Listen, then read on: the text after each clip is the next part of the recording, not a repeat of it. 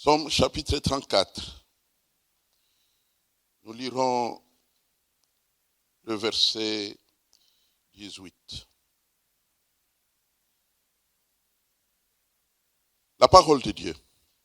L'Éternel est près de ceux qui ont le cœur brisé et il sauve ceux qui ont l'esprit dans l'abattement. L'Éternel est près de ceux qui ont le cœur brisé et il sauve ceux qui ont l'esprit dans l'abattement. Ce passage et d'autres qui vont suivre, nous retenons comme sujet aujourd'hui soin de Dieu pour cœur brisé. Soin de Dieu pour cœur brisé. Alors, ceux qui veulent être un peu plus savants, thérapie de Dieu pour les cœurs brisés. Prions le Seigneur.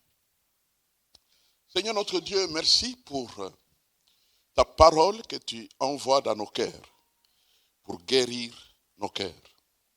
Nos cœurs peuvent être exposés à 1000 circonstances, les plus souvent défavorables. Et la peine peut être là au fond de nos cœurs.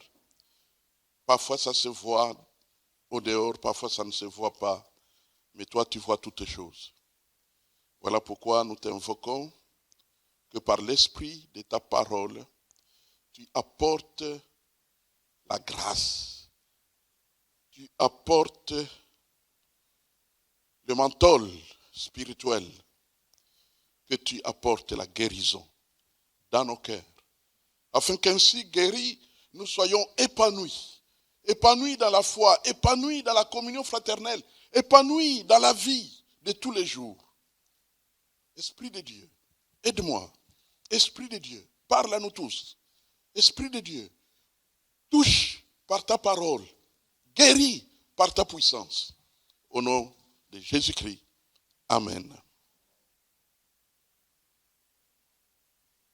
Alors, vous êtes les bienvenus à cette parole que nous allons partager aujourd'hui, le premier dimanche du mois de mai. Et le cœur brisé, c'est une expérience de nous tous. Le cœur brisé, d'une manière ou d'une autre. Ce qui change, c'est le degré de brisement. C'est le degré de la souffrance de notre cœur. Mais en réalité, c'est une affaire de nous tous. De temps en temps, nous pouvons avoir le cœur brisé. Vous savez, parfois, il y a des moments où on a l'impression que nous sommes les plus souffrants des habitants de la terre. Mais ce n'est pas vrai. La parole dit même que ce sont les souffrances qui arrivent à vos frères dans le monde entier. Donc, le cœur brisé, c'est une réalité de nous tous. Même si nous passons par des moments magnifiques de joie, mais tôt ou tard, et même parfois à l'intérieur de la joie, tout à coup, avec raison, parfois même sans raison, le cœur se retrouve malheureux. Et on ne comprend pas qu'est-ce qui se passe. Parfois on interprète spirituellement en se disant Dieu veut me parler, le Saint-Esprit me parle, le diable m'attaque. Qu'est-ce qui se passe au juste? Dans Proverbes chapitre 4 verset 20, la Bible dit qu'il faut veiller sur notre cœur. Pour moi, ceci justifie de tels enseignements. Veille sur ton cœur, car c'est de lui que viennent les sources de la vie. Proverbe 4, verset 20. Donc, dans ce partage, nous allons trouver dans la parole de Dieu des choses qui nous équipent pour gérer, pour veiller sur notre cœur. Donc, le cœur brisé, ça peut provenir de toutes sortes de choses. De la maladie, de déceptions, de pertes de toutes sortes, de souffrances sous toutes leurs formes, parfois même sans explication. Ça peut venir de partout. En réalité, lorsque Dieu nous sauve, il place au fond de nos cœurs la paix. Et pour plusieurs, cette paix demeure, même lorsqu'on passe par les souffrances les plus accrues. La paix demeure. Mais il y a des moments où cette paix peut être troublée. lorsque les attaques, les assauts qui atteignent nos vies dépassent la limite supportable, même si en réalité notre Dieu a dosé. Nous connaissons la parole. Aucune tentation, et le mot peirazo que vous connaissez bien, tentation, peut être rendue également par épreuve. Aucune épreuve ne vous est survenue qui n'ait été humaine. Et que pour chaque épreuve, Dieu a préparé le moyen de s'en sortir afin que nous puissions la supporter. Donc, il y a des victoires prévues par notre Dieu. Que faut-il faire? Nous sommes toujours dans les remarques du début. La tentation, c'est d'escamoter, d'ignorer qu'on a mal au cœur. Parfois même, par ignorance, on pense que c'est être spirituel. D'ignorer, de nier qu'on a mal au cœur. On fait comme si. Mais en réalité, lorsque nous allons lire la parole, nous allons nous rendre compte que ce n'est pas ce que Dieu a prévu. Dieu veut plutôt que nous puissions entrer dans l'épreuve, comprendre l'épreuve, et avec lui, traiter l'épreuve, afin que nous puissions nous en sortir. Il faut donc l'attaquer. Nous acceptons la médecine, vous savez. Nous acceptons tout ce que la médecine peut nous apporter. Quand tu as mal au cœur, tu es triste, tu es stressé, nous acceptons tout ce que la médecine de ce monde nous propose. S'il faut voir les psychiatres, allons voir les psychiatres. S'il faut approcher les psychologues ou carrément la médecine profonde, scientifique, chimique, il faut s'exposer à tout cela. Ça vaut toute la peine. Mais je vous préviens, ce n'est pas très efficace. La médecine, à son niveau actuel, en 2023, ne prévoit pas de solutions radicales et efficaces pour soigner véritablement un cœur brisé. D'où la grande nécessité de s'exposer aux moyens que Dieu propose dans sa parole pour être soigné. J'ai personnellement, certains d'entre vous, vous le savez, évolué dans les milieux des compléments alimentaires. Et là, j'ai fait la découverte d'un produit qui aide beaucoup pour les problèmes de peine de l'âme. On l'appelle recall en anglais, rappel en français. C'est un produit de For Life. C'est le produit le plus vendu en Europe, ce produit-là. C'est un produit intéressant. Il est naturel. Il n'a pas des effets secondaires. Et on peut le consommer 2-3 gélules par jour. Personnellement, j'ai parfois eu recours à ces produits parce que parmi les éléments dont ce produit est capable, c'est oxygéniser. C'est ça? Oxygéniser, c'est ça. Donc ajouter l'oxygène dans le cerveau. Et en même temps, ça aide un peu la mémoire. C'est pourquoi en Europe, beaucoup d'étudiants recourent à ces produits parce que ça rafraîchit le cerveau et ça aide un peu du côté de la mémoire pour rappeler des choses. En fait, ça met la myéline du cerveau et le cerveau lui-même dans un état de fraîcheur, ce qui permet d'ingurgiter des connaissances un peu plus facilement pour la gloire de Dieu. Mais par-dessus tout cela, la véritable thérapie, c'est celle que Dieu nous propose. Et dans ces passages et d'autres qui vont suivre, j'ai retenu 6 choses dont nous avons vraiment besoin de comprendre et d'appliquer si nécessaire pour que notre âme brisée soit protégée, soit soutenue, qu'on ne se retrouve pas dans des conséquences néfastes comme parfois cela est arrivé malheureusement. Parce que le cœur brisé, ça peut ouvrir la porte à beaucoup de choses dangereuses sur le plan de la santé. Le cœur souffrant, c'est pas bon. Quand ton cœur souffre, ne reste pas longtemps là-dedans. Utilise les moyens que Dieu donne pour s'en sortir avec la grâce de Dieu. La première chose donc que nous retenons, c'est que Dieu, sachons-le, Dieu s'approche de ceux qui ont le cœur brisé. Nous venons de le lire dans ce verset 18. Hein? L'Éternel est près d'eux, proche. Dieu s'approche.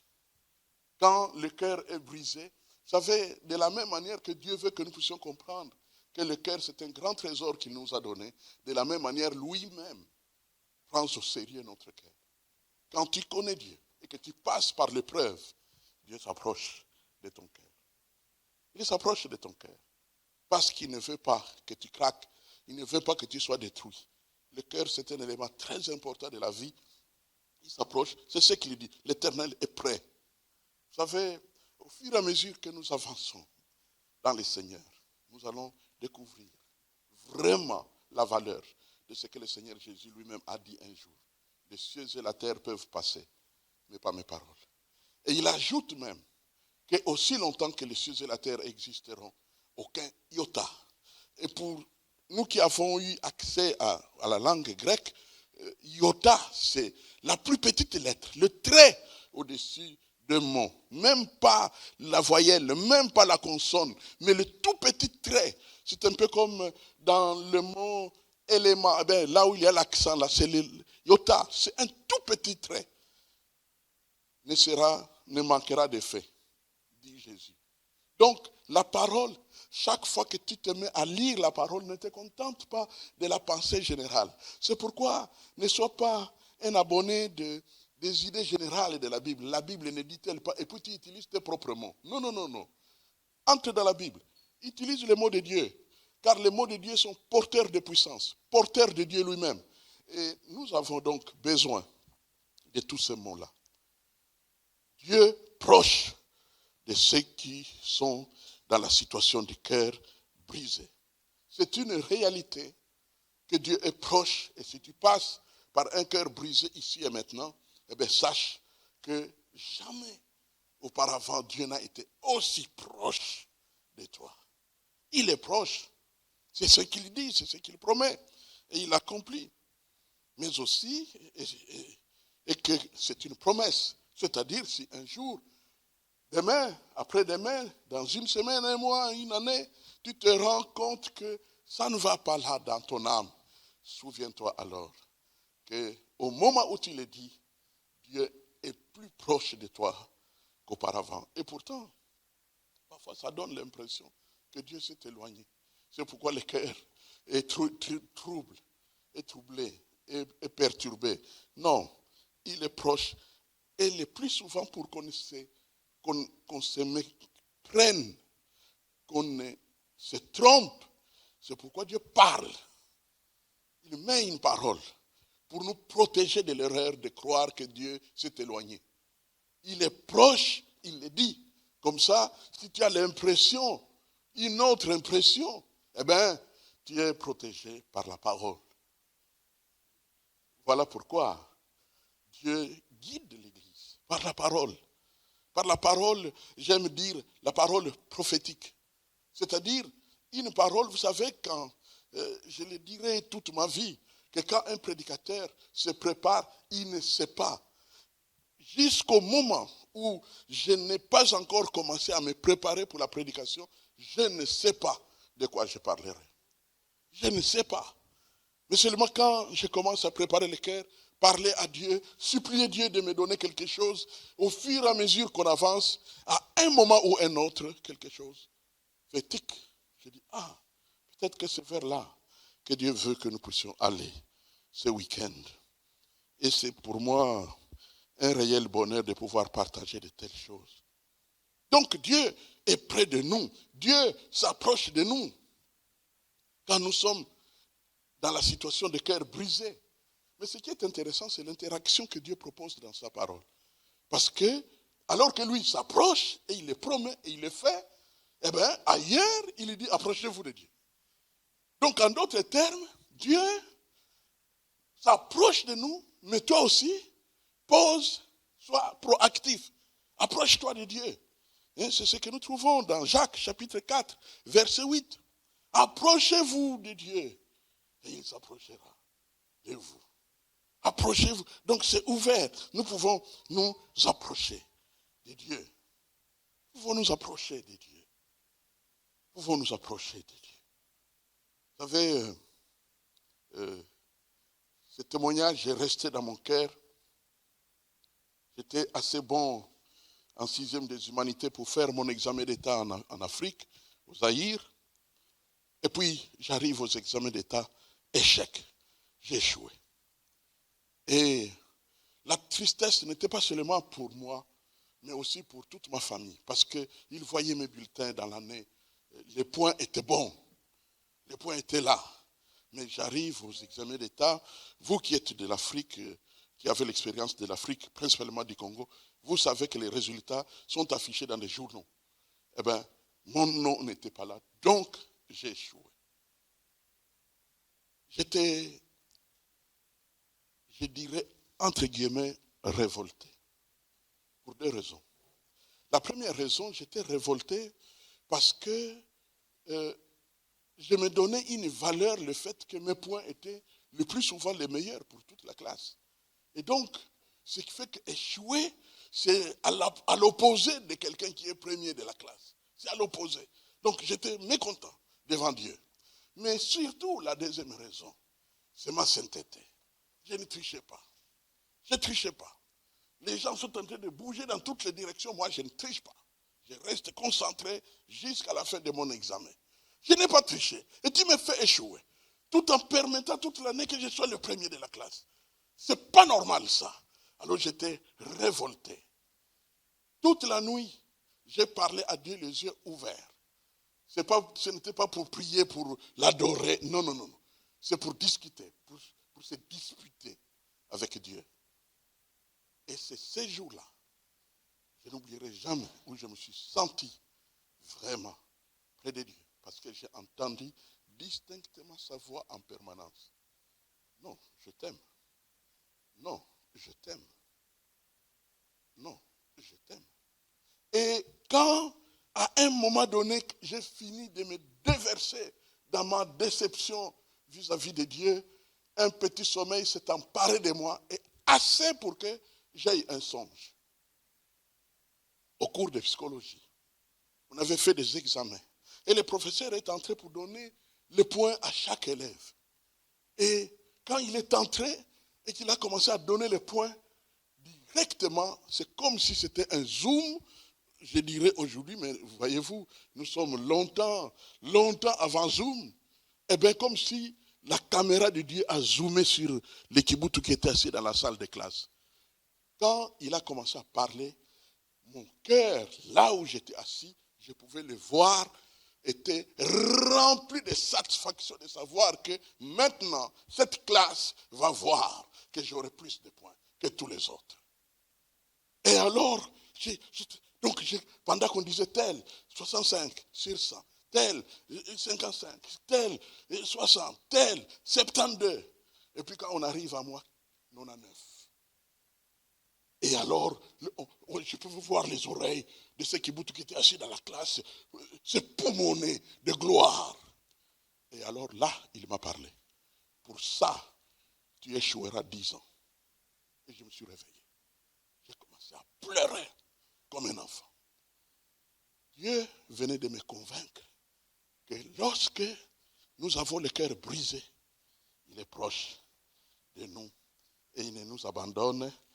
La deuxième chose que nous retenons, c'est que Dieu, notez, souffre avec nous. Vous savez qu'une des choses qui a été dite dans le monde entier, et même qui retient certaines personnes loin de Dieu, bien sûr par ignorance, c'est que beaucoup de gens se disent, oh, oui, si Dieu nous aimait, si Dieu est vivant, je pense qu'il y a un problème avec la porte. Elle est bloquée, il y a des gens qui sont à la porte. Je ferme la parenthèse. Donc, ils disent, oui, si Dieu nous aime, pourquoi la souffrance dans le monde? Pourquoi le mal dans le monde? Pourquoi il permet des gens comme X, Y pourquoi il a permis que les Juifs en Allemagne, pourquoi il a permis qu'à l'est du Congo, pourquoi il a permis qu'en Afghanistan, pourquoi il a permis qu'en Syrie, pourquoi au Yémen, pourquoi là-bas en Ukraine, toutes sortes de choses qu'on essaye d'avancer. Et c'est notre frère, le docteur Henri Blocher, qui a écrit un livre dans lequel, c'est dans le cadre de la dogmatique, et dans ce livre-là, il écrit une phrase. Tu te plains de la souffrance, Dieu se plaint avec toi. Il y a le mal sur la terre, Dieu est mécontent de la présence de ce mal. Mais notez, il n'en est pas l'auteur. Il n'en est pas l'auteur. Dieu n'est pas coupable d'avoir créé un homme, une femme libre.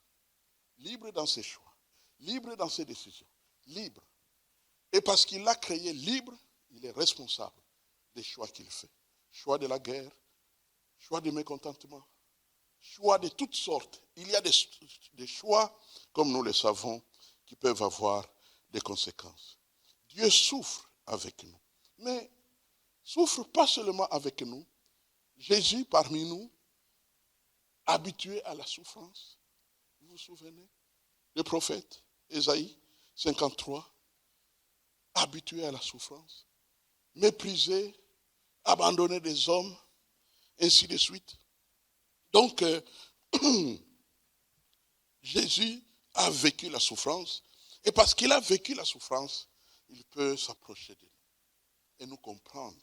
Quand tu passes par des temps difficiles, même quand tu es coincé au fond du gouffre, sache que ton meilleur collègue s'appelle Jésus-Christ. Parce qu'il a vécu la souffrance, il te comprend. Vous savez, là, un ange ne peut pas t'aider. Bien sûr, de la part de Dieu, il peut t'apporter des services, mais il ne peut pas t'aider véritablement en prenant ta place, parce qu'il ne connaît pas la souffrance, lui. L'ange ne connaît pas la souffrance, il n'a jamais connu la chair. Il ne connaît pas le battement du cœur. Il ne connaît pas les yeux qui voient à gauche, à droite, tels que nous voyons. Il ne connaît pas le goût de la cuisse du poulet. Il ne connaît pas notre expérience et notre réalité. Il ne connaît pas le fait d'être rejeté au travail parce qu'on est tout simplement noir. Il ne connaît pas toutes ces expériences. Mais Jésus-Christ a tout connu. Il a connu la trahison. Il a connu la déception. Il a connu toute la souffrance, même, entre guillemets, l'abandon du Père. Se sentir abandonné par le Père, il a connu cela. Et donc, il peut effectivement souffrir avec nous. Il partage notre souffrance. C'est la raison pour laquelle, d'ailleurs, la Bible dira que nous devons souffrir avec ceux qui souffrent, pleurer avec ceux qui pleurent, et ainsi de suite. Et même dans son ministère terrestre, la Bible dit que le Seigneur était, comme dit la Bible, ému de compassion, très fréquemment. Ému de compassion. Ému de compassion. Quand on dit ému de compassion, c'est que vraiment, il a pris notre place. Il nous a rejoints dans notre condition. Il était là et il était là avec nous. Donc, parce qu'il nous connaît et il comprend la souffrance, il a des mots justes pour nous. Il sait quoi nous dire. Hein? Il sait quoi nous dire. Ayant lui-même souffert, il peut aider ceux qui passent par la souffrance. C'est ce que nous dira Hébreux chapitre 2, verset 18. La troisième chose que nous notons, c'est que nous devons utiliser, et j'ai préféré utiliser le mot consommer, l'église locale. Nous devons consommer l'église locale. Je me suis rendu compte par l'expérience, comme chrétien tout simplement, pas comme pasteur mais comme chrétien, je me suis rendu compte, ayant les yeux qui n'ont pas de rideaux, qu'il existe des chrétiens qui sautent facilement des réunions de l'église. Ils sautent parce qu'ils pensent que, bon, c'est pas moi qui prêche là-bas, c'est pas moi qui ouvre la porte, je n'ai pas un ministère, je n'ai pas une activité, donc c'est pas grave si je ne suis pas là. Non, nous avons besoin d'être, n'est-ce pas, là. Utiliser l'église. Dieu nous l'a donné. Quelle est la bonne église pour nous? Quelle est la bonne église pour toi, mon frère, ma sœur? C'est là où tu reçois. Tu reçois. Tu reçois même beaucoup. Quand tu es à l'église, tu sens vraiment qu'au départ, tu es venu peut-être avec des besoins, mais quand tu quittes, tu vois un plus de grâce, plus d'édification. Pas seulement au travers de l'enseignement, non, au travers de tous les climats de ton séjour à l'église. Les chants, les prières, les contacts avec les frères, et ainsi de suite. Donc, ce qui fait que nous devons vraiment nous approcher de l'église. Vous savez, lorsque j'ai souffert de Covid-19, vous savez que j'ai découvert au fait que certains cachent avoir souffert de cela parce qu'ils pensent que ce n'est pas très spirituel d'être tombé malade du Covid. Alors c'est pourquoi moi j'en parlais régulièrement, quitte à casser les oreilles. Parce que ce n'est pas vrai. Si Dieu avait décidé d'agir de cette manière, que ne souffriront que ceux qui ne croient pas en Dieu, il y a longtemps que les églises seraient remplies. Mais remplies de qui? Remplies des hypocrites. Oui. Comme dira l'apôtre Jean-Baptiste plutôt, qui vous a appris à fuir la colère à venir. Les gens viendraient à l'église pour fuir la maladie, pour fuir la souffrance. Ah bon, quand tu es à l'église, pas de maladie, argent plein dans la poche, tout va bien. Oh là là, ils viendront. Ils viendront. L'Eldorado. Parce que l'église deviendrait l'Eldorado. Où tout le monde va parce que là-bas ça marche. Là-bas ça marche. Alors tout le monde irait là-bas, certainement. Non, alors que je souffrais de cette maladie, une sœur a approché mon épouse. Elle lui a dit, je connais ce que vous devez prendre pour vous aider.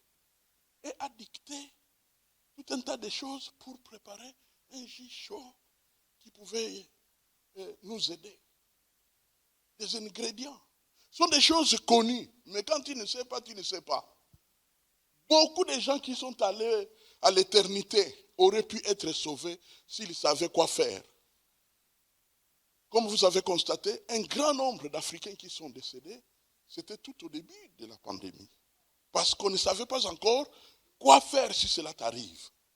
Eh bien, elle a reçu cette information, elle est allée au marché, elle a pris tous ces légumes, tous ces machins, ces fruits, les carottes, les citrons, les gingembre, toutes ces histoires, un peu de pipi, et ainsi de suite. Et elle a préparé ça. Quand on a commencé, il faut boire ça chaud. Dès qu'on a avalé, on sentait comme si c'était une bombe vivifiante qui était envoyée dans les poumons. Et il y avait la chaleur, comme si ça piquait. Mais au bout de quelques temps, on voyait qu'on était soulagé. Et comme si cela ne suffisait pas, une de nos mamans nous surprend avec un bouillon. Un bouillon bien préparé là. C'était la seule nourriture qui passait en ce moment-là. Elle ne savait peut-être pas. Mais elle prépare ça. Comme on dit, divinement averti. Et nous l'apporte. Et c'était la nourriture de 5 jours. Parce que toutes les autres choses ne passaient plus. Tu perds le goût. Consomme l'église, mon frère, ma soeur. Dieu te l'a donné. Moi, je suis toujours surpris. Ceux qui se vantent ou se glorifient de perdre l'église. Toi, tu vas encore là-bas. Moi, je n'y vais plus. Hein? Et tu vas où? Je suis à la maison. Hein? C'est dangereux. Frère, pasteur d'église, prédicateur, mais je consomme l'église. Partout où je vais, que je prêche ou que je ne prêche pas. Je suis à l'église. Je ne peux pas me réveiller le dimanche matin et croiser les bras, et les jambes et les bras. Non. Je cherche où aller prier. Parce que je dois consommer l'église. Pourquoi dois-je consommer l'église? Mais parce que je trouve des choses merveilleuses dans l'église. C'est Jésus qui l'a créée. Il a dit, je bâtirai mon église. Maintenant, nous savons pourquoi Jésus a dit qu'il bâtirait son église. Parce que c'est le centre de la persévérance. Mais aussi, c'est le coffre-fort pour protéger les âmes. C'est la clinique spécialisée pour la guérison des cœurs. Consomme l'église, mon frère, ma soeur. Ne t'en prive pas. Une réunion sur 7 par semaine, ça vaut la peine d'être là toutes les semaines sans exception. Consomme l'église. Alors pour celui qui se dirait, oui, mais moi, je n'ai pas un rôle à jouer, donc on n'a rien à faire. Mon frère, ma soeur, je vais vous dire une chose. La vie d'une église est liée à l'activité de sa base. La base veut dire les frères et sœurs qui viennent à l'église. C'est ça la base. Pourquoi la vie de l'église est-elle liée à eux? Parce que les activités qui produisent la vitalité de l'église dépendent d'eux et non pas des ministères, et non pas des pasteurs. Ça dépend des membres. Par exemple, prier. Une église dans laquelle les membres ne prient pas pour leur propre église se meurt petit à petit. Souvenez-vous, Moïse est à la montagne. Il est en train de prier.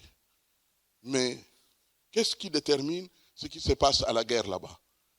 C'est ses bras soutenus ou pas. Est-ce qu'il pouvait soutenir ses bras lui-même pendant longtemps? Non. Il fallait des membres. Par leur prière, les membres bâtissent l'église, rendent l'église spirituelle. C'est eux qui travaillent dans le fond de l'affaire. Leur prière. Mais aussi, c'est eux qui remplissent le temple en amenant leurs amis. La Bible nous apprend dans Jean chapitre 1 que les disciples qui sont venus à Jésus ne sont pas venus par parole de connaissance. Ils dorment et puis tout à coup, il se réveille, il va chercher le sauveur. Non, il y a quelqu'un qui a dit, viens avec moi. Nous avons vu celui dont les prophètes ont parlé. Viens avec moi, viens avec moi. C'est dommage qu'il y a des frères et sœurs qui ont des amis intimes, qu'ils appellent même intimes, mais qui laissent au chaud du monde, à la chaleur du monde, bien gardés là-bas. Et quand ils disparaissent le dimanche matin, dans l'après-midi, quand ils disent, mais où tu étais? Je ne t'ai pas vu. Ah, mais je suis là, non? Ils ne disent pas que non, j'étais à l'église pour adorer. Non. Ils ne veulent pas dire. Mais Jésus l'a dit. Si vous avez honte de moi, alors moi aussi j'aurai honte de vous devant le Sauveur, devant le Père. Donc, le fait qu'ils amènent des âmes, vous voyez bien que ça apporte à l'église. Dieu se sert de cela pour remplir l'église. Donnez l'argent à l'église, mes frères et sœurs. Beaucoup d'églises au monde ferment. Et pourquoi? Eh bien, Satan utilise un seul élément. Il agit dans tous les cœurs de façon spontanée. J'ai des preuves, ce n'est pas ma prédication aujourd'hui, mais j'ai des preuves irréfutables que Satan parle au cœur, il peut parler au cœur de toute une assemblée, le même jour, à la même heure, à la même minute. Ne donne plus dans cette église. Ce n'est pas sérieux ce qui se passe là-bas. Et tous, croyant que ça vient d'eux-mêmes, alors que ça vient de Satan, ils s'engagent à ne plus donner. Vous vous souvenez, un jour, j'avais donné un témoignage d'un frère, nous étions encore à l'époque à Scarbeck. Un frère qui chantait dans la chorale est venu ce jour-là en retard. Il a décidé de s'asseoir à l'arrière de la rangée du milieu. Vous vous souvenez, pour vous qui étiez là-bas, que la rangée du milieu était la rangée la plus abondante en nombre de membres. Et donc, il s'est assis à la dernière ligne des chaises. C'est là qu'il a trouvé une place. Et le temps de l'offrande est arrivé. Et les paniers ont circulé. commençant par le devant pour terminer en arrière. Et le panier est arrivé devant lui, vide. Il était troublé, un chrétien, ce n'est pas le pasteur ni un diacre, un chrétien. Mais il était troublé. Il a dit, où suis-je? Bon, il a mis ce qu'il a amené. Il a dit, mais où suis-je? Que se passe-t-il ici? Quand le culte était terminé, il a couru au bureau du pasteur. Pour le pasteur, il y a un problème. Moi, je me suis dit, mais qu'est-ce qui se passe avec les frères? Et il me raconte ce que je viens de vous dire. C'est comme ça que Satan tue les églises. Tous les autres problèmes qui arrivent après, qu'il y a des dettes à l'église et tout ça, je vous dis, si chaque frère servait son Dieu avec le peu que Dieu a demandé qu'on lui donne, il n'y a aucune église qui souffrirait sur le plan financier. J'ai étudié ces matières, je les ai enseignées aux pasteurs d'Europe et je peux vous dire que c'est garanti sur les moyens que Dieu utilise pour bénir son église et la protéger. Donc, le fait de donner, mais aussi la communion fraternelle, je pouvais ajouter l'enseignement et tous les autres qui servent à, n'est-ce pas, à la persévérance, mais la communion fraternelle. N'est-ce pas là que Dieu guérit les cœurs brisés? La communion fraternelle, le sourire fraternel, le contact fraternel, le partage fraternel. C'est là que Dieu accomplit des choses qui dépassent l'entendement. On est membres les uns les autres. Dans le cadre de la communion fraternelle, la Bible va jusqu'à dire que nous devons être pleins d'affection les uns pour les autres. Affection. Être affectueux, c'est vraiment une sorte de proximité joyeuse.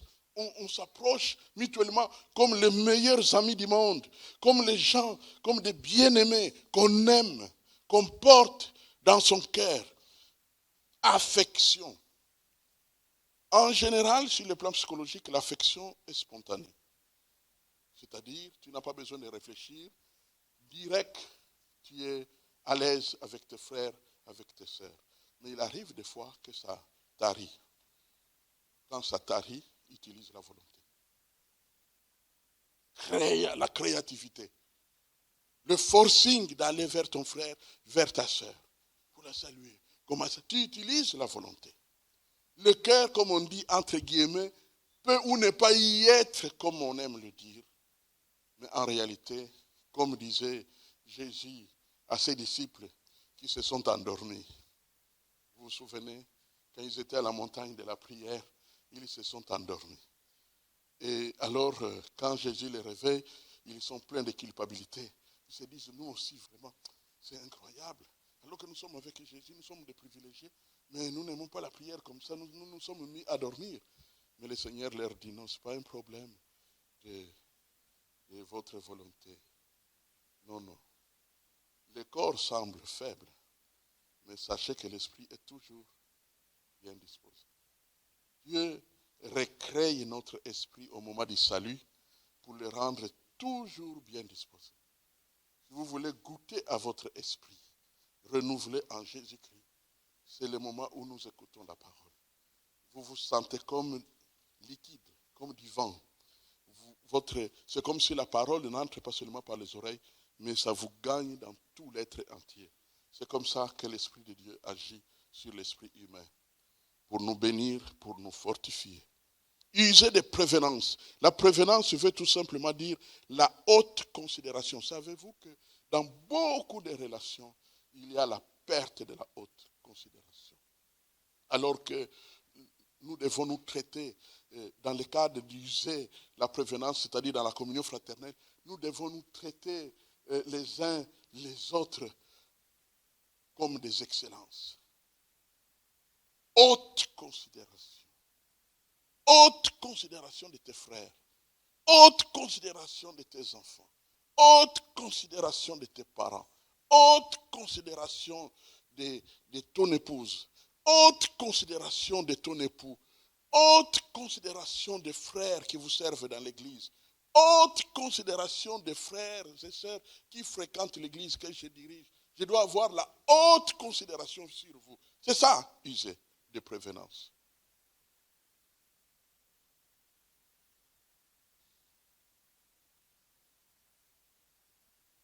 Quatrième chose, Dieu se sert de notre cœur brisé pour notre croissance spirituelle. Dieu se sert. Nous parlons des affermissements, n'est-ce pas, dans notre expérience d'église. Les affermissements augmentent notre connaissance et en consommant bien ces affermissements, ça nous aide à grandir. Prenez le lait spirituel, comme dit la Bible, ça parle de la parole de Dieu pour que nous puissions grandir. C'est vrai. Mais l'expérience dont parle la Bible montre très clairement que, au fait, quand tu as le cœur brisé, tu es un candidat à la croissance express. Ceux qui ont le cœur brisé croissent plus vite, plus haut que ceux qui ne passent pas par des épreuves. Au fait, je ne sais pas pourquoi Dieu a fait les choses de cette manière-là. Brisé, tu as plus besoin de Dieu. Souffrant, tu te jettes sur Dieu, tu t'accroches à lui. Et le fait que tu te livres à Dieu plus sérieusement, à cause justement du contexte par lequel tu passes, te permet de grandir spirituellement. Alors, on comprend pourquoi l'apôtre Paul dira, on commence à se plaire même dans nos temps, dans nos afflictions. Il commence même à se plaire. Hein? Se complaire même dans ses afflictions parce qu'il sait le fruit qui est caché derrière ces afflictions. Alléluia. Gloire à Jésus-Christ. Le Seigneur est merveilleux. Nous pouvons lire dans Romains chapitre 5.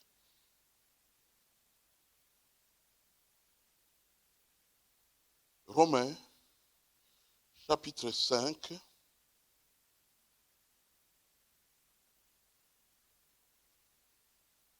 Le verset 3 à 5, la Bible dit bien plus. Nous nous glorifions même des afflictions, sachant que l'affliction produit la persévérance. La persévérance produit la victoire dans l'épreuve. Et cette victoire va produire l'espérance. Or, l'espérance ne trompe point, parce que l'amour de Dieu est répandu dans nos cœurs par le Saint-Esprit qui nous a été donné. Vous voyez le progrès que produit, le cœur brisé produit. Ce qui fait que quand tu vois quelque part le cœur brisé, ne t'en manque pas. Au contraire, prie pour que la personne prenne ce cœur brisé du bon côté. Du bon côté. Vous avez tous la connaissance de la machette. Quand tu prends la machette du côté de la lame, ça te blesse. C'est comme ça avec la souffrance. Quand tu la prends du mauvais côté, dans la chair, dans la rébellion, dans les murmures, en cherchant les coupables, et ainsi de suite, en murmurant contre Dieu comme je l'avais fait toute une nuit, eh bien, quand nous nous comportons de cette manière, quand nous sommes dans l'épreuve, ça nous blesse. Nous tenons la machette par la lame. Mais si nous tenons du côté de là où on doit tenir, je crois que c'est manche, quand nous tenons de ce côté-là, nous pouvons utiliser la machette. Nous pouvons utiliser la machette pour couper, pour arranger, pour faire les champs, ainsi de suite. Même pour combattre l'épée de l'esprit, et ainsi de suite. C'est comme ça que ça avance avec le Seigneur. Dieu s'en sert pour notre croissance. Alors, que fait-il au juste? Notre Dieu attire notre attention sur lui lorsque nous avons le cœur brisé. Il attire notre attention sur notre besoin de lui. Tu as besoin de moi, tu vois. Tu étais un peu indépendant tous ces derniers temps. Tu as besoin de moi. Il attire notre attention sur lui. Mais aussi, il nous fait grandir dans la foi. C.S. Lewis, un philosophe chrétien, a dit que dans la joie, Dieu nous parle à basse voix. Mais dans les temps de douleur, il crie. Donc, quelque part, bien-aimé, ton cœur brisé sur le mégaphone de Dieu pour te parler à haute voix et te dire, te rendre conscient de certaines choses. peut-être même des fautes, peut-être même des péchés, peut-être même des méprises, des mauvaises gestions des circonstances, des mauvais choix de la vie. Peut-être que tout cela combiné, alors Dieu te parle par les conséquences qui arrivent, qui entraînent le cœur brisé. Le mégaphone de Dieu. La douleur, il s'en sert de cette manière. Finalement, ça devient comme une sorte de remède. Une sorte de remède. Cinquième chose, bien aimé, le cœur brisé fait noter la promotion du ciel. Le cœur brisé nous aide à désirer, à nous retrouver avec le Seigneur au ciel. Ceux qui passent par des guerres, ceux qui passent par la souffrance, ceux qui passent par la persécution et toutes sortes de problèmes, à un moment donné, ils se disent, Seigneur Jésus, reviens, reviens, nous avons besoin de toi. Nous avons besoin de toi. Quand on voit l'état des nations, quand on voit l'état du peuple, quand on voit l'état, n'allons pas trop loin, l'état de nos foyers, l'état de nos maisons, l'état de l'église, toutes ces situations-là, quand nous voyons tout ça ne va pas, à un moment donné, on est porté à regarder au ciel. Je me dis, le Seigneur est pédagogue. Parfois, il permet la souffrance pour nous rappeler que de temps en temps, au lieu de se contenter de regarder sur la terre, nous devons aussi regarder vers lui. Vers lui. Je veux venir, Seigneur. Je veux venir. Souvenez-vous, récemment, nous avons parlé du prophète Élisée, n'est-ce pas? Un jour, il a carrément dit, Seigneur, assez, assez. Trop, c'est trop. Trop, c'est trop. Tout ne tombe que sur moi. On me persécute. Maintenant, on cherche à me tuer. Tue-moi. Tue-moi toi-même. Je n'en veux plus. Je ne peux plus. Ainsi de suite. Dieu se sert de la souffrance pour que nous ayons les yeux tournés vers lui et que nous puissions regarder vers lui. Les convertis, ceux qui sont nés de nouveau, vous et moi, et j'espère nous tous, ont là l'occasion de travailler à leur salut avec crainte et tremblement, d'être au clair au sujet de leur salut. Au clair. Être sûr qu'un jour comme celui-ci, une heure comme celle-ci, véritablement, tu as donné ton cœur à Jésus-Christ. Dans une repentance sincère et radicale pour lui dire à tout jamais, je suis à toi. Je me donne à toi. Je veux vivre pour toi. Dans 1 Thessaloniciens que je propose encore de lire, nous sommes en train d'aller petit à petit vers la fin. 1 Thessaloniciens, chapitre 4, que dit l'Écriture? 1 Thessaloniciens, chapitre 4. L'Écriture nous dit, à partir du verset 13, nous ne voulons pas, frères, que vous soyez dans l'ignorance au sujet de ceux qui dorment, afin que vous ne vous affligiez pas. Voilà, que vous ne vous affligiez pas. Ici, on parle de la perte des êtres chers. Quand vous perdez les êtres chers, vous avez autour de vous des gens qui dorment, dit la Bible. Alors, ne vous affligez pas comme les autres qui n'ont point d'espérance, qui n'attendent rien du ciel, qui n'attendent pas qu'un jour ils seront au ciel. Ne vous affligez pas. Ne vous affligez pas. Ça, c'est ça, l'exhortation de Dieu au peuple de Dieu, principalement à ceux qui passent par des expériences rapprochées de perte des êtres chers. Ça peut être une église qui perd son pasteur. Ça peut être une famille qui perd un homme de valeur, une femme de valeur, un enfant précieux, et ainsi de suite. Quelles que soient les circonstances qui arrivent, eh bien, il y a toute une exhortation qui est là à partir du verset 13 jusqu'au verset 18, où le Seigneur, 1 Thessaloniciens chapitre 4, où le Seigneur est en train d'exhorter, est en train de donner des détails, des détails. Et l'un des détails que je trouve dans ce passage, c'est que s'il a ressuscité Jésus d'entre les morts, soyez-en convaincus que vous aussi, il vous ressuscitera au dernier jour. Donc, la résurrection de Jésus, qui est une preuve irréfutable, qui est même considérée comme le plus grand miracle du christianisme, devient comme une référence de notre propre avenir. Amen. Ça devient comme une référence de notre propre avenir. Donc, c'est comme ça que notre Dieu travaille, n'est-ce pas, pour nous donner de l'assurance et de la certitude. Ne pas s'affliger comme ceux qui sont sans espérance. 6.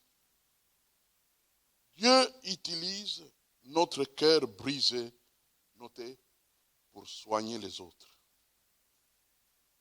Dieu utilise ton cœur brisé qu'il guérit pour qu'à ton tour, tu te mettes à soigner les cœurs brisés qui sont autour de toi. Mon frère, ma soeur, il y a une attitude dans cette parole que Dieu prescrit pour ses enfants. Quelle attitude? Eh bien, c'est une attitude d'apporter des soins, des secours, et pas de critiquer, pas de juger, pas dire aux frères, mais toi aussi tu n'as pas de force. Tiens bon, pourquoi tu es si fragile? Non. Si tu as fait l'expérience du cœur brisé, tu sais que ce n'est pas aussi simple que ça. Que la douleur n'est pas simple, qu'elle est difficile, qu'elle peut même être terrible, qu'elle peut même être grave. Et alors, à cause de cela, tu dois user, n'est-ce pas, de beaucoup d'amour, parce qu'il se pourrait qu'en racontant tout simplement comme à toi, Dieu t'a secouru. Même dans un autre domaine, que le domaine dans lequel notre frère, notre sœur a le cœur brisé. Même, je répète, dans un autre domaine, Dieu utilisera les virgules et les points et les complications pour atterrir sur la souffrance de l'autre et guérir. Amen. C'est comme ça que notre Dieu travaille. Dieu apporte la guérison dans nos cœurs. Il intervient. Vous savez qu'il y a des techniciens de la Bible qui ont appelé ce travail du fait que Dieu utilise notre cœur brisé pour soigner les autres, pour guérir les autres. Ils ont utilisé l'expression la douleur rédemptrice. La douleur qui sauve. Ta douleur guérie par Dieu sauve les autres qui sont dans la douleur. La douleur rédemptrice. Rédemptrice. La douleur rédemptrice. C'est la plus grande. Et ils commentent, ils disent, c'est la plus grande utilité de la souffrance dans la vie d'un chrétien. C'est parce que Dieu t'équipe. Dieu t'a jugé digne de porter ce fardeau. Maintenant que tu as porté le fardeau et Dieu t'a guéri, tu es maintenant équipé pour diminuer la souffrance des autres. Parce que quand tu vas rendre témoignage, les autres vont se retrouver fortifiés, rassurés, encouragés, aidés et bénis. Alléluia. Attention. Dieu ne veut pas que nous puissions gaspiller notre cœur brisé. D'abord, nous venons de voir le bien que ça peut faire aux autres. Donc, il ne faut pas gaspiller ton cœur brisé. Je ne veux pas dire que tu puisses persévérer dans le cœur brisé, non, mais dans la victoire. Lorsque le Seigneur t'a donné la victoire, souviens-toi, il y a un mois, il y a des semaines, j'avais le cœur brisé. Je ne pouvais même plus dormir. Mais maintenant, le Seigneur m'a touché. Le Seigneur m'a guéri. Là, tu n'as pas gaspillé ton cœur brisé. Tu as protégé le travail de Dieu. Alors, ce travail pourra être utilisé bien davantage pour aider les autres qui passent par la même épreuve. Dans ma conclusion, j'ai attiré l'attention sur un verset biblique que vous connaissez bien. Je veux que nous puissions le lire dans le psaume chapitre 34. Psaume 34.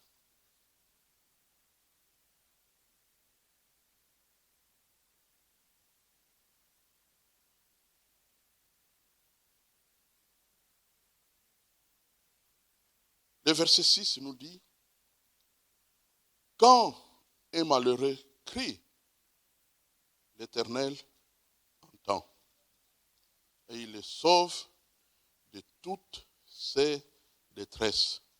Psaume 34, verset 6. Quand un malheureux crie, l'Éternel entend. Qu'est-ce que nous retenons à la conclusion?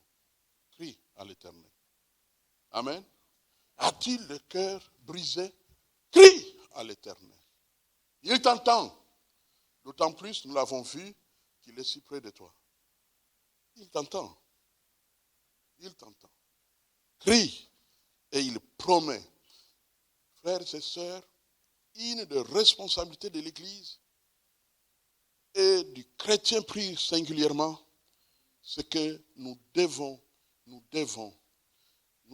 croire et faire confiance à tout ce que Dieu promet dans sa parole.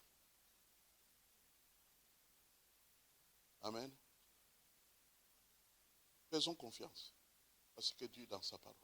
Vous savez, les discours perturbateurs, les alternatives des religions et toutes sortes de philosophies qui sont en train de balayer toute la terre, à un moment donné, on commence à se demander, est-ce que notre religion est la meilleure ou plutôt on peut carrément fermer les yeux et faire le fico, coco, maleke, et puis tu entres dans une religion, il se pourrait que c'est la meilleure.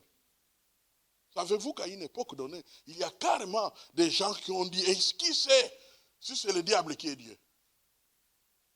Et pas Dieu qui est, et que le Dieu auquel l'on pense, c'est plutôt lui le diable. La confusion. Satan est un seigneur de confusion. Alors, dans toutes ces situations compliquées par lesquelles passe notre génération, vous avez vu actuellement maintenant dans les nations, on fait l'union des églises. Chacun vient avec son gris-gris pour prier. On appelle ça l'œcuménisme. Mes frères et sœurs, Dieu est un. Le Sauveur est un, le baptême est un, et la foi est une. Amen. Et je loue Dieu de ce qu'il n'a pas laissé la parole de Dieu dans les facultés de théologie.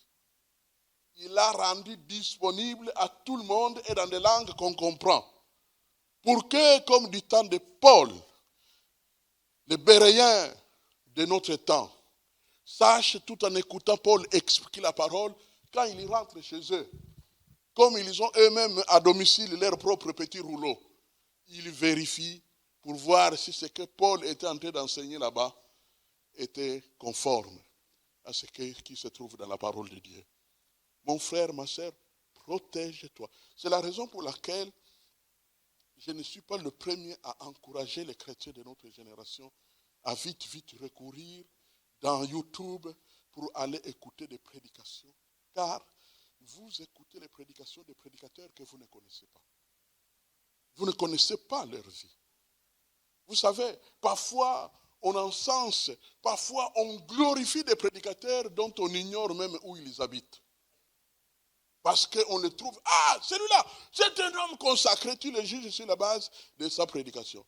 Et ton pasteur, tu négliges parce que tu le vois parler, réagir et peut-être même commettre des fautes. Alors celui-là, non. Mais que savez-vous de ces gens-là qui vous parlent dans une prédication, mais dont vous ignorez où ils habitent? Nous qui sommes de leur milieu, nous connaissons l'histoire des uns et des autres. Certains d'entre eux en sont à leur 4e remariage. La gapard. Il y en a d'autres qui sont des polygames connus. Une femme en Europe, une autre en Afrique, Et puis une autre quelque part encore. Et quand il vient dans les YouTube, il bombarde sa prédication. Tu es béni. Gloire à Dieu. Bon, ça va. Hein? Si tu es béni, tant mieux pour toi. Mais sauf que mieux vaut écouter la parole qui te connaît et que tu connais. Vous savez, Jésus a dit des choses qui montrent que la connaissance mutuelle est importante. Par exemple, quand il dit, qui de vous peut me convaincre du péché? Qu'est-ce que cela veut dire? Ça veut dire que vous me connaissez. Vous m'avez vu vivre. Que pouvez-vous me reprocher? Bien sûr, là, il n'y a que Jésus qui peut oser dire une telle chose. Pas pauvre nous. Pas pauvre nous.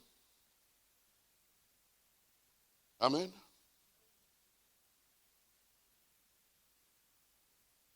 Crie à l'Éternel. Alors, crier à l'Éternel, c'est réviser la parole qui t'aide à davantage faire connaître ton cœur à Dieu. C'est des temps sérieux de prière. Et parfois, il faut recourir aux jeûnes et prières parce que les situations ne changent pas, ça se complique. Alors, mets-toi à l'écart et sois avec Dieu. Et il y a des moments où il faut approcher carrément l'homme de Dieu. Le ministère pastoral a des dimensions, des responsabilités. Vous n'étiez pas les jours où j'étais ordonné. Vous auriez dû savoir toute la liste des responsabilités que reçoivent les pasteurs appelés à diriger une église. Ils doivent intercéder pour les membres. Ils doivent écouter les faiblesses de leurs membres et promettent de garder le secret de ces choses qu'ils entendent des membres. Il n'y a que nous qui avons l'engagement devant Dieu. Et quand je dévoile un secret qui m'a été confié dans une repentance, je pêche contre Dieu. Mais si tu fais de tes péchés un sujet de communion fraternelle avec tes amis, eh bien, ne sois pas surpris. Que quelque part, tu trouveras quelqu'un qui autrefois était très gentil avec toi, mais tout à coup, il change. Tu te dis, oh, mais pourquoi il a changé? Il a entendu tes histoires que tu as racontées à l'Est. Elles ont fait le tour du monde, elles sont arrivées à l'Ouest. Personne ne te demande. C'est pourquoi quand j'écoute, oh, il ne s'est pas repenti. Mais que savez-vous qu'il ne s'est pas repenti? Quand est-ce que vous saurez qu'il s'est repenti vraiment? Oh, maintenant j'ai compris. Il devrait venir appeler le micro du pasteur Bobo et tous les autres micros, et puis tu te mets à te repentir devant les hommes. Mais quelle Bible vous lisez? Quelle Bible? Quelle Bible? Si ton frère a péché, va, reprends-le entre lui et toi et lui seul. Et que ça reste à votre niveau. Et il y a toute une succession de choses. Et je vais vous dire, très sincèrement, ceux qui sont nés de nouveau n'attendent pas que la chose devienne une histoire de toute l'Église. Ils savent revenir sur leurs pas pour faire la paix avec leurs frères et avec leurs sœurs. Amen.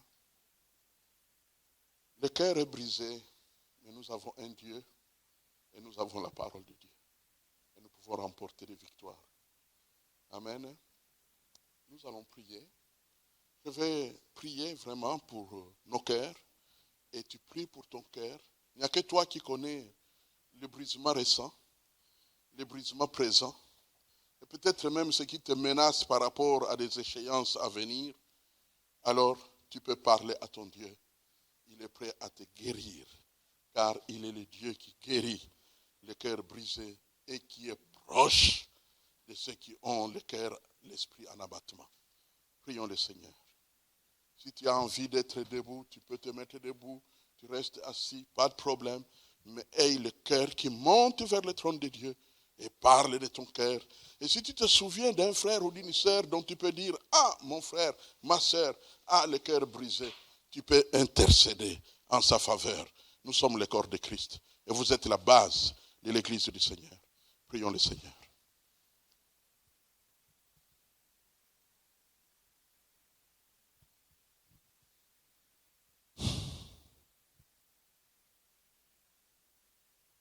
Père Tout-Puissant, nous regardons vers toi de tout notre cœur pour te remercier de ce que tu nous donnes l'occasion de nous faire soigner. De nous faire soigner dans nos sentiments. De nous faire soigner dans nos émotions. De nous faire soigner dans le brisement de notre cœur. Nos souffrances, nos détresses, nos peines, nos déceptions, nos colères, toutes sortes de formes de lésions dont sont atteints nos cœurs, nous venons à toi, notre Dieu, pour que tu nous soignes maintenant. Papa, nous n'avons pas tout dit. Que dire des maîtrissures de Jésus qui nous guérissent? Père, j'invoque le sang de Jésus. Père, j'invoque les blessures de Jésus à la croix, afin que ce sang coule dans nos cœurs. Les plaies-là invisibles qui sont dans l'âme, dans les cœurs, ces plaies-là provoquées par tout ce que tu connais parfaitement. Seigneur, nous demandons maintenant, dans cette maison de prière, pour chaque frère, chaque sœur, à commencer par moi-même, nous demandons la guérison de cœur. La guérison de cœur. La guérison de cœur. Que ce fardeau qui ploie et brise les épaules de tes enfants soit ôté du dessus des épaules pour libérer et dégager ces fils et ces filles que sont tes enfants. Ô Dieu vivant, interviens maintenant, touche et guéris. Apporte le baume de Galade et frictionne. Mets cette graisse-là, mets cette lotion-là. Agis, Seigneur, et apporte la guérison dans quelque niveau, dans quelque dimension de blessure, que ce soit dans nos corps, dans nos cœurs, dans le monde spirituel, peut-être provoqué par le péché, peut-être provoqué par les fautes des autres sur nous, toutes sortes de situations qui nous ont entraînés à nous retrouver au plus bas. Maintenant, Père, tu as de quoi apporter la guérison dans nos cœurs maintenant. Père, fais-le pour ton fils, pour ta fille que tu as emmené dans cette maison de prière. Père, fais-le pour que la guérison soit là et que grâce à la guérison, que le cœur guéri devienne une source de guérison pour les autres souffrants. Papa, notre société, nos familles sont dans le besoin de ta guérison. Et si nous sommes guéris, c'est un espoir pour eux tous. Voilà pourquoi que par le Saint-Esprit, tu agisses en profondeur dans le cœur. Papa, ne t'arrête pas à travailler à la fin de ma prière. Poursuis cette mission de guérison dans le cœur, au-delà de ce culte, au nom puissant de Jésus-Christ. Nous te réservons toute la gloire, car finalement c'est ta parole qui apporte la guérison. C'est ta volonté de nous guérir. C'est ta puissance de nous apporter la guérison. Alors nous accueillons tout cela gratuitement en Jésus-Christ, notre Sauveur. Amen et Amen.